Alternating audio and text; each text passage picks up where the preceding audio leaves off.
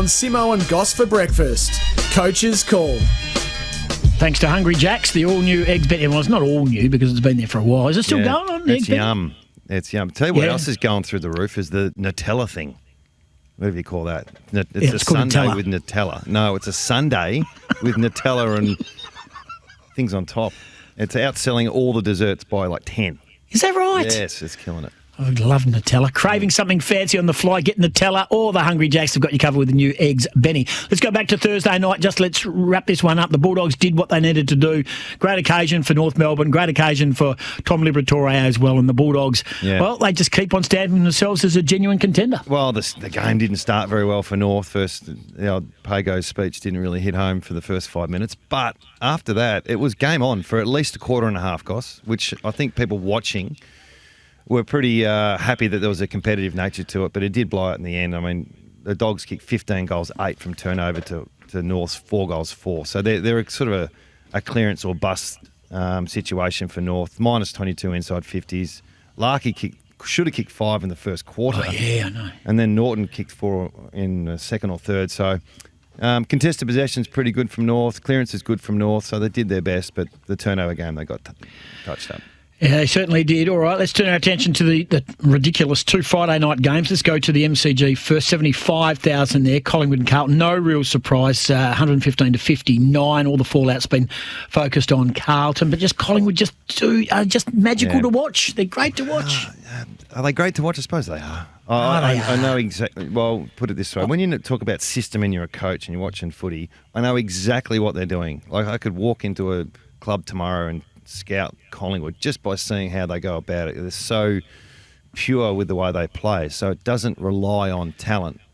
But having Dacos in the side helps, and having Pendlebury still doing his thing helps, and Elliott being in. So there's absolutely some talent required to execute this style, but it's pretty clear. But for Carlton, it's probably more about Carlton this game than Collingwood, and they just couldn't get any type of front half connection, and I reckon they tried to do marks inside 50 during the week. They looked like they overtrained something, because I saw these, I don't know how it looked on TV, and you were calling the other game, Goss, but at the ground it looked like they were just trying to connect inside 50 too much, too selfless, rather than just having a shot, and they're just a little bit lost with what they're trying to do, and they've conceded 4 goals from their zones.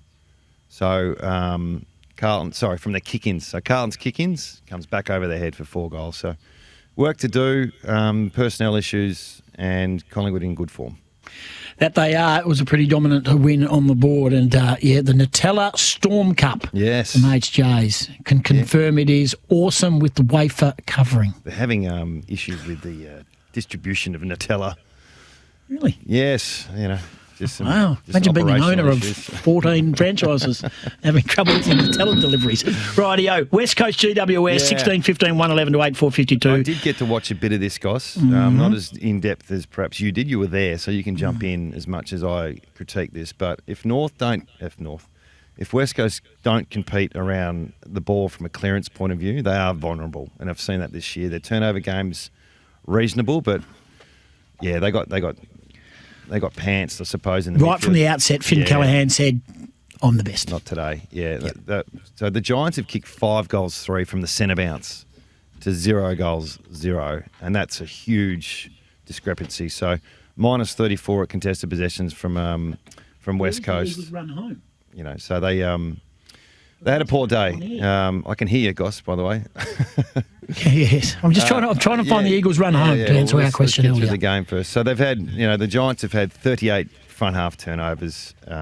Young side just got shown right up on how to play the game. Probably a similar style of play, and they just did it with 3 or 4 years extra experience and experienced players. So disappointing evening for West Coast, especially in a game. I thought this was the second, the second most winnable game out of the favourites for the underdogs.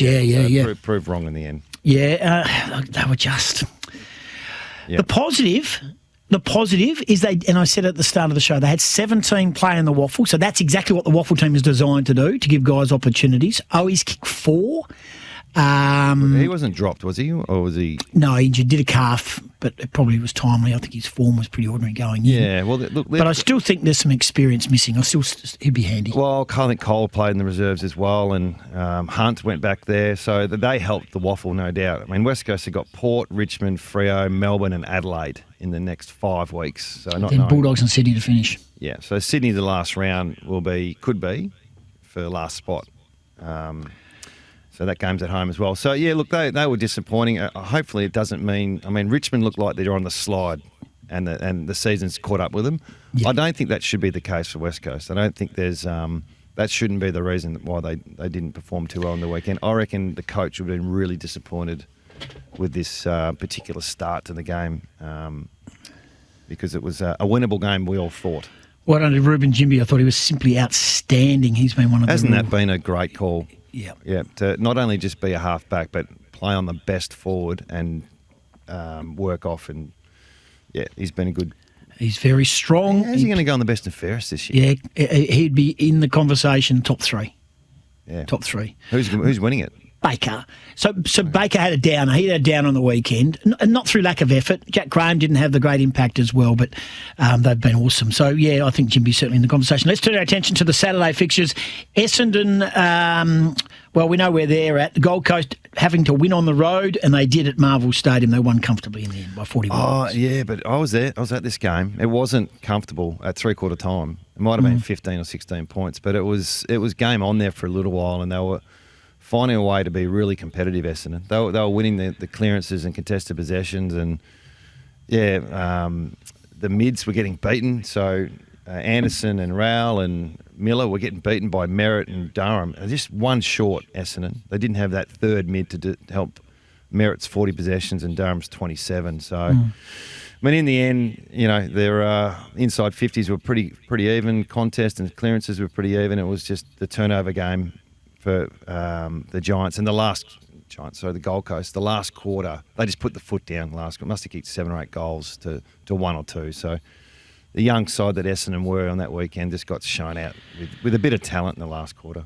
Hawthorn beat St Kilda by 20 points. St Kilda just don't score enough to win games, but it was probably Battle and Barras was their best. That was their best performance as a duo. Yeah. Did anyone watch this game? This is boring. I went to this game sat in the umpire's coach's box for this game, and it just looked like a boring game. Which just happens sometimes. Any game? No, it's not sometimes. Any game involving St Kilda can be boring. Well, Wanganeen Miller wasn't boring. He had 43 possessions and 11 score involvements. But yeah, this game just sort of did its thing, to be honest. Your boy Flight, what was his name? Air Taru. Air Taru. Yeah. Flying Viking, they call him.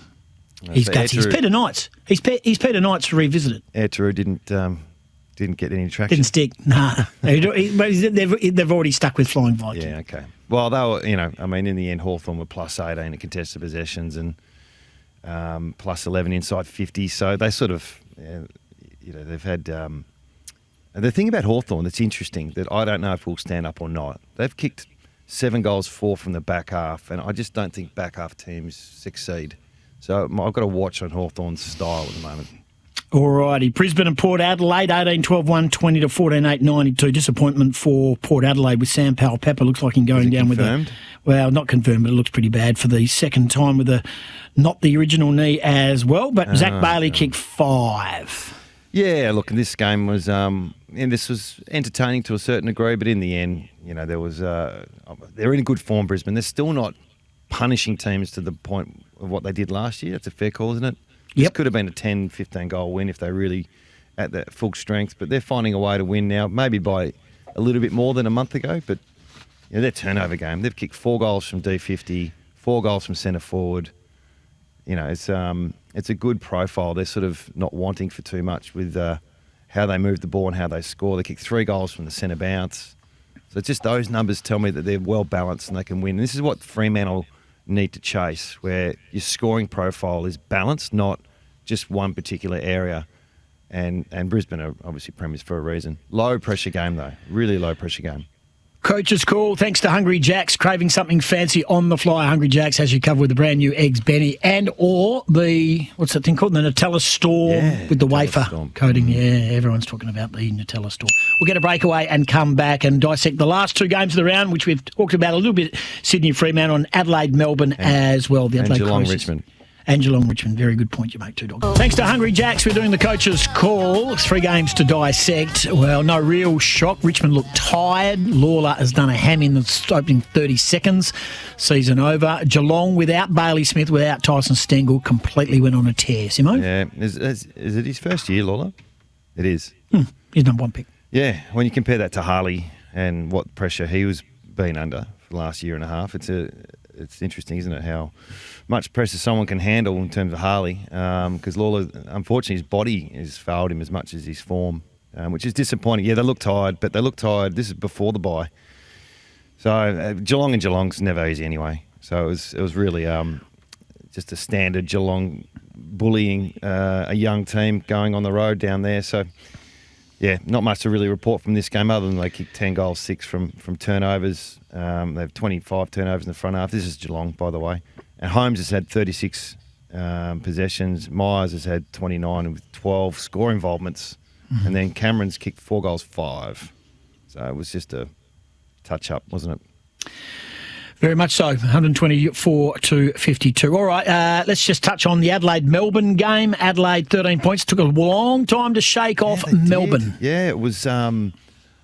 Melksham's going well. Is he all Australian possible? Is it just having a good patch? No, he's had a good year.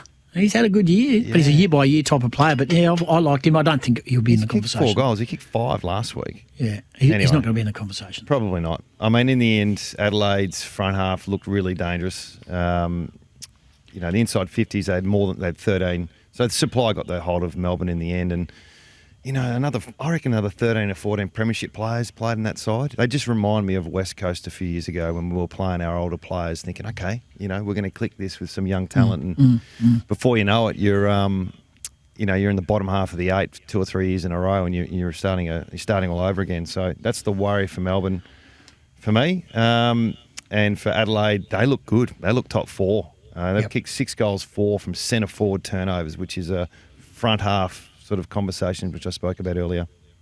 Rankin is another one in contention for All-Australian. All right, Sydney and Fremantle.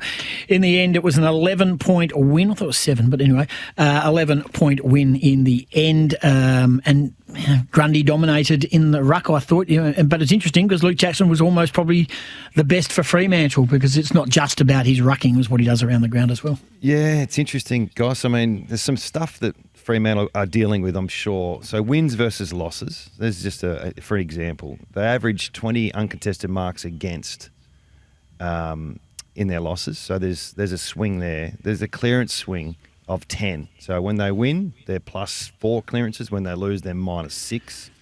And contested possessions, when they win, they're +6. When they lose, they're -9. That's a 14 swing. So there's some things you chase when you play Fremantle, and it's around the clearance work and contest work, which is pretty common, but no team relies on that more than Fremantle at the moment. And the other one is Sarong. So next phase for his career, which I'm surprised it's taken so long, is every team's got to put time into Sarong. If they can take away him without Young, then it's up to Brayshaw, and I don't think Brayshaw has the same damage as Sarong does. So he's got some things to work on, Longy, from a personnel system point of view. First half was disappointing. They conceded 5 goals from centre bounce in the first half to 0. So that was his big concern. The clearances weren't necessarily a big issue around the grounds. It was you can do that at the SCG though, can't you? Because it's so small. You're out of the middle and you're having a shot for goal. Both teams can do it though, guys. Yep, so it's 5 goals to 0. So they were -14 at clearances at halftime, but it was -8 at centre bounces. So they did get better, but that was clearly an issue for them. And for the whole game, they were -9 at clearances, and Freo had to lean on their turnover game to score, and it wasn't as dynamic as perhaps other clubs have. So, yeah, some things to work on. Pretty obvious issues that they've got. It's built around their clearance work, and who have they got this week? Hawthorn. So Hawthorn will go to school at this clearance stuff, and it's not the only way to lose for Fremantle. They can win without winning the clearances, but it is a big part of their game.